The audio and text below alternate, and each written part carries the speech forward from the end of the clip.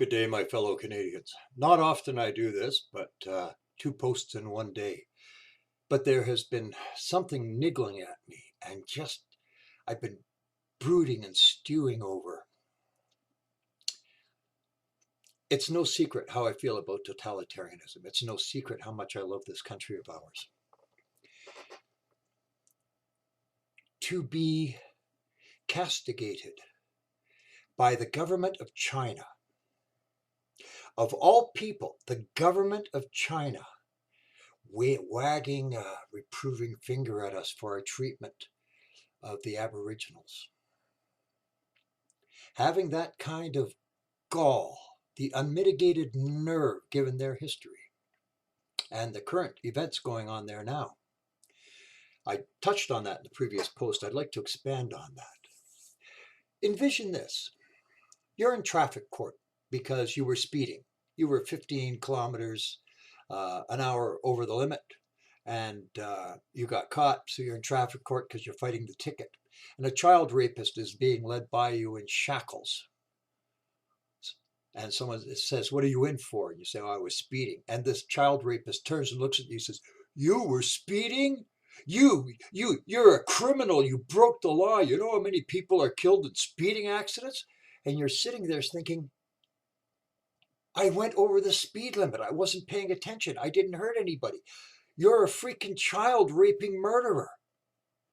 And you have the nerve to sit there and castigate me given your crimes.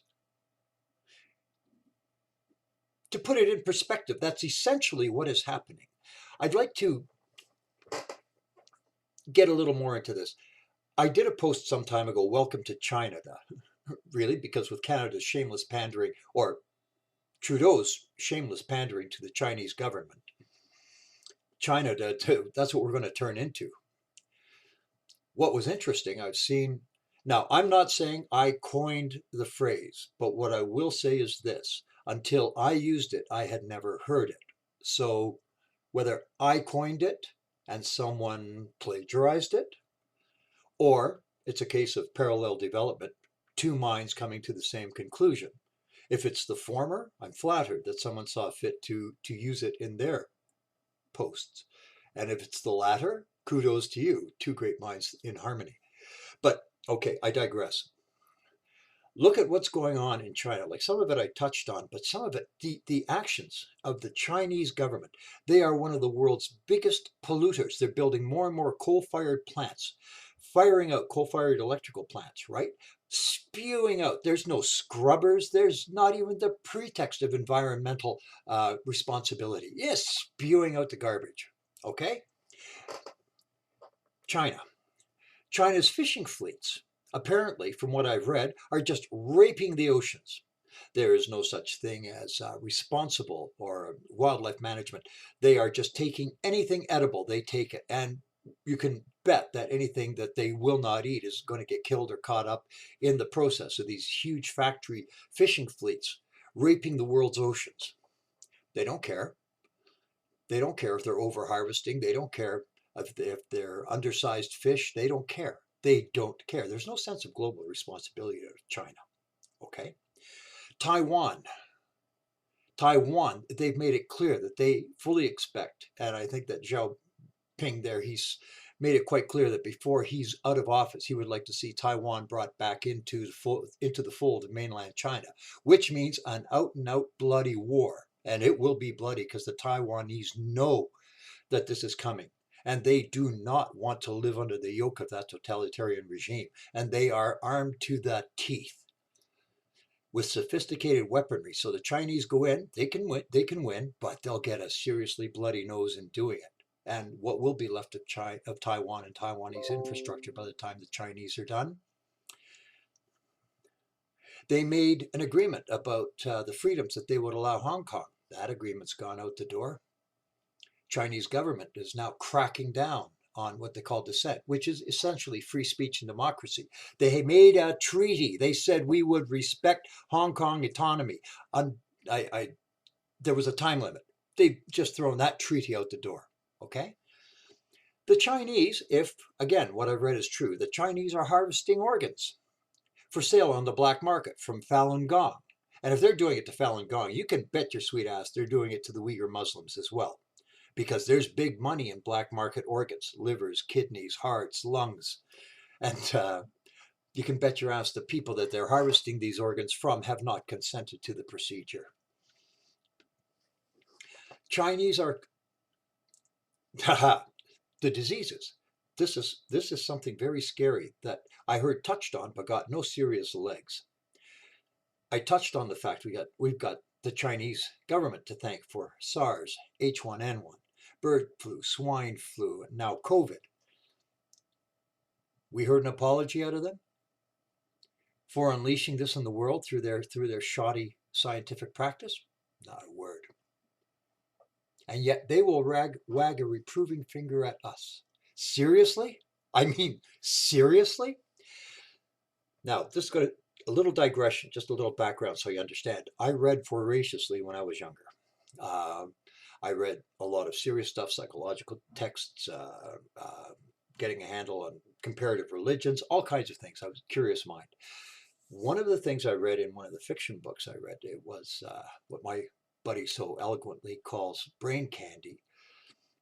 It was a situation where this gentleman's son, his nearest and dearest, his only son, had been killed by an Oriental, by a Chinese.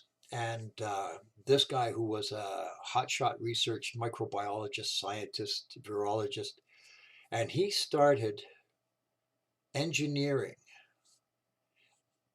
a genetically mutated virus that would attack the genome of Asiatics. Now, this was a fiction story. I mean, he was stopped, the whole thing, but never mind. But at that time, and this was a long time ago, I read this book, and at that time, and even then it occurred to me like, my God, are we going there? This was before we had even the genetic map done. Are we going there? Guess what? There are rumblings that the Chinese government bioweapons research facility is working on a genetically targeted virulent virus. So if you don't follow what I'm saying, let's say the genetic constituents that make me Caucasian, okay? What if, because they've mapped, genetic mapping has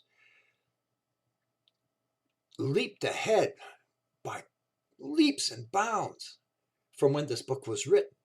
And they're actually, genetic splicing, genetic coding, more and more is understood about this and how it can be done or could be done. The fact that genetic material was inserted, the CCG genetic material inserted into the COVID, that's pretty well an established thing already, okay? So think of it. What if they developed something that specifically targeted what makes us Caucasian? Your melanin concentration, for instance. Okay, so it only attacks Caucasians. This virus, and a deadly virus that will only attack Caucasians, and if it doesn't have a proper host, it dies out. Think about that. This is not outside of the realm of possibility, and the rumblings are that the Chinese are working on something like this. And given the fact that the Chinese have absolutely, like I said, zero global conscience, that's a neighbor, is this out of the realm of possibility? So that scares the hell out of me, the fact that this could happen and may even be happening as we speak, or as I speak. But that was one thing. Now, the other thing I wanted that was bugging me is the whole thing about our treatment of the Aboriginals and that prancing buffoon, that brainless clown Trudeau, using the word genocide. Now, there's a perfect example of some brainless liberal twit using a word without understanding its meaning. We did things in its time of which, as a nation, we should be ashamed, okay? We did not have the Indian Wars like the United States. There was no concerted effort on the part of the government and the military to eradicate the native population. I mean, the Trail of Tears, the smallpox blankets that were given to natives without telling them. The U.S. has much, much more to be ashamed of in their treatment of their native peoples than we do. And I'm not rapping the U.S. because it was of its time. I'm not slamming the U.S. for their treatment. Of its time, with the attitudes of that time. It's still unforgivable, but it was then. In Canada, we never had that. Most of it was done by treaty, mutually agreed. Yes, the government broke their treaties with the natives, but the natives broke their treaties and are breaking their treaties with the government of Canada. Not a lot of people are aware of this. I've said this before, there's a balance. There's two sides to every story. There's two sides to a coin. You can't concentrate on one side without hearing another side. So whenever I hear about the poor Aboriginals and how they've been maltreated, I look at, compared to the US, no, they weren't treated that badly. If you're a status Indian, how much money do you get a year out of the federal government as treaty money? How much money do the bands make making and distributing illegal tobacco products, which is money directly out of the revenue coffers of the government? How much money do they make smuggling alcohol? Again, that's revenue taken directly out of the government coffers.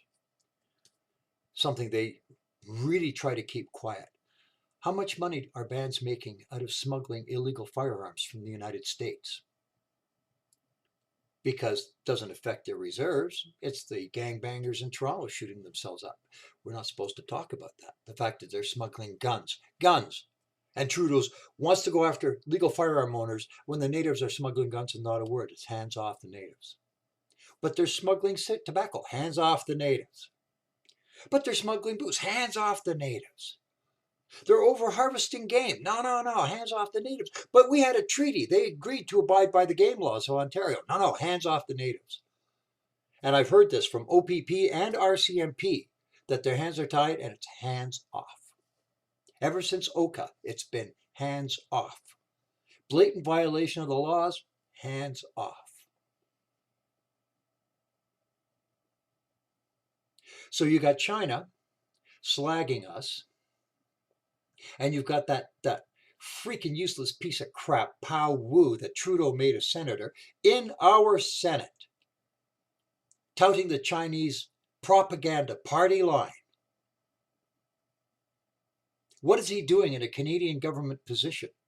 My attitude is, if you think that China is really blameless in all this and is really attempting to advance the Uyghurs to join into their society, why don't you go to China and agitate there?